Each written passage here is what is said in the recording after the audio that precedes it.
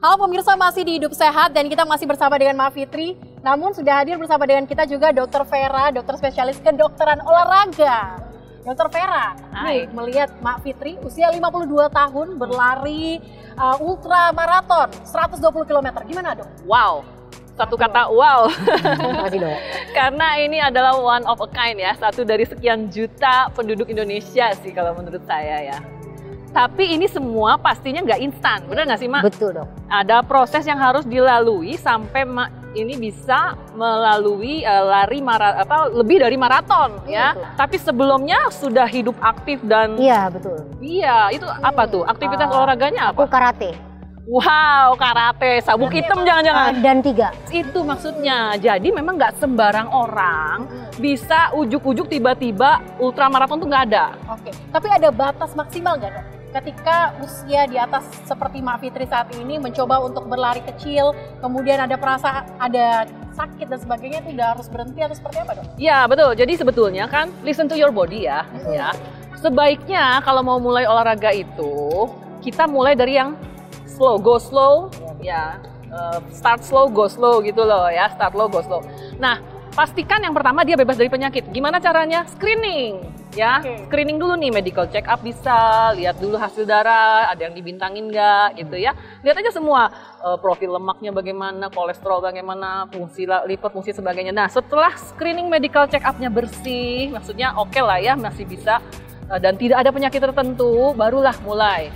Nah, tapi di saat memulai ternyata timbul nih, aduh mulai ketarik ini, mulai sakit itu, sebaiknya juga jangan dipaksakan. Segera periksakan ke dokter gitu. Oke, tapi ada pola makan yang harus dijaga nggak sih untuk bisa meningkatkan energi agar berlari itu jadi semakin lebih bertenaga ya Mak ya? Iya betul. Makanan seperti apa? Nah pola tentunya pola makan untuk ultramaraton juga harus benar-benar terjaga ya, maksudnya dalam arti gini, tidak boleh tidak diet yang ekstrim maksudnya. Apapun itu, sebetulnya nutrisinya yang penting seimbang aja sih Mak. Betul, Mak dok. makan sehari-hari gimana? Aku banyak dok, bisa 3-4 kali. Wih itu kan, dan makannya beragam kan Mak? Iya. Tidak ada makanan Enggak. khusus gitu kan? Bebas. Nah makan itu. segala katanya. Iya, aku makan segala Makan dok. segala. Nah itu, jadi memang prinsipnya semua tercukupi ya. Mau itu karbohidratnya, proteinnya, lemaknya, vitamin, mineral, semua harus tercukupi dari asupan makanan. Kalau memang dirasa kurang, boleh masukkan suplemen. Ya, itu hanya tambahan, tidak mutlak. Ya. Nah kalau Mak sudah ngerasa makanannya cukup beragam dan cukup terpenuhi ya, itu pasti ada sumber energi yang bisa untuk memenuhi kegiatan larinya Oke. gitu.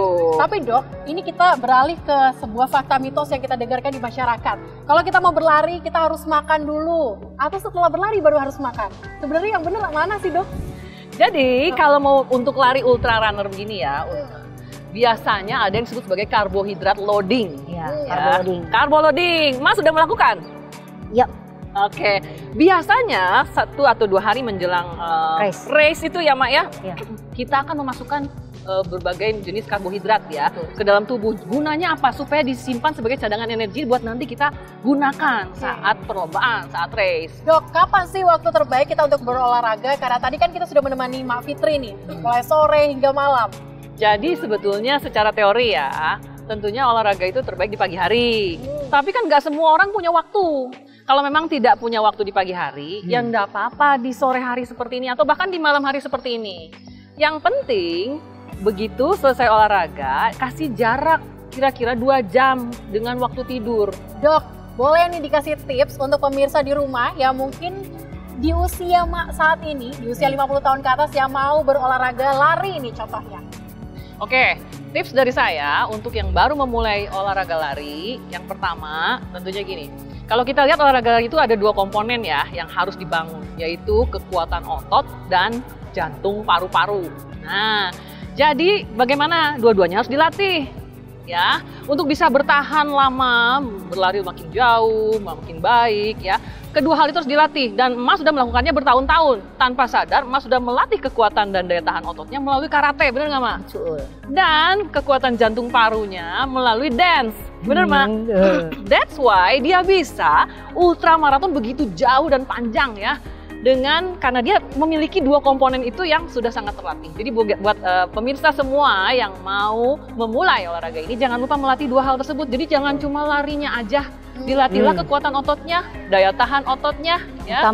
Terutama itu. Kemudian yang kedua, latihlah daya tahan jantung parunya tadi dengan berbagai olahraga aerobik ya, jalan dan tadi ya melakukan olahraga lari ringan dulu, dimulai dari situ. Nah pemirsa, tadi kita sudah dengarkan bagaimana inspirasi dari sosok Mak Fitri yang berusia 52 tahun namun mampu berlari 120 km.